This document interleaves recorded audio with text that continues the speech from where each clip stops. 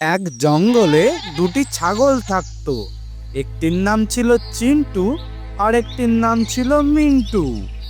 জঙ্গলের অপর প্রান্তে ছিল এক দুষ্টু বাঘ। একদিন জঙ্গলের ধারে মিন্টু একা একা ঘাস খাচ্ছিল। আহ, আজকের ঘাসটা তো খুব টাটকা। তখন ঝোপের ধারের থেকে বেরিয়ে আসলো সেই দুষ্টু বাঘটি।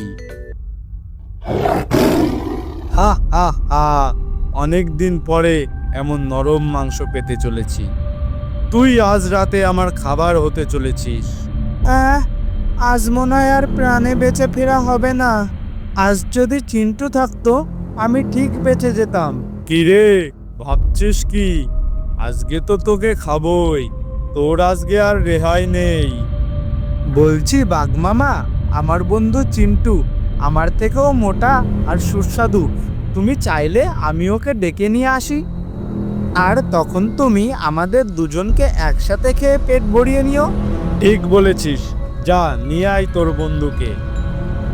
তখন মিন্টু তার বন্ধু চিন্টুর কাছে গিয়ে বলে, চিন্টু, সেই দুষ্টু বাঘটা না আমাকে খেতে চাইছে। আমি তোর নাম বলে কিছুটা সময় নিয়েছি। তুই চিন্তা করিস না মিন্টু, বাঘটা এবার টের পাবে আমি কে। এবার চিন্টু আর মিন্টু মিলে সেই বাঘটার কাছে গেল। দেখো বাঘ মামা, আমরা দুজন চলে এসেছি। এবার তুমি আমাদের দুজনকে খেয়ে পেট ভরাতে পারো। আজকের খাবারটা বেশ ভালোই জমবে। বোকা ছাগলটা ওর বন্ধুকেও নিয়ে এসেছে মরার জন্য। কিন্তু বাঘ মামা, আমার একটা শেষ ইচ্ছা আছে। আমি যেখানেই জন্মেছি সেখানেই মরতে চাই। তোকে তো আমি মেরেই ফেলবো। তার আগে তোর শেষ ইচ্ছাটা না হয় আমিই পূরণ করে দিই। তাহলে তুমি আমার সাথে চলো যেখানে আমি জন্মেছি।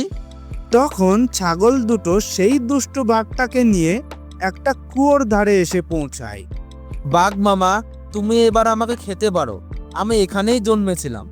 ঠিক আছে, তাহলে আগে তোকে দিয়েই শুরু করি। এই বলে বাঘটি ছাগলটির দিকে ছুটে যায় এবং ছাগলটি চালাকি করে শুয়ে পড়ে, আর বাঘটি সেই কুয়োর মধ্যেই পড়ে যায়। কি বাঘ মামা, কেমন শাস্তি দিলাম? একটা কথা সবসময় মাথায় রাখবে, গায়ের জোরে সবকিছু হয় না।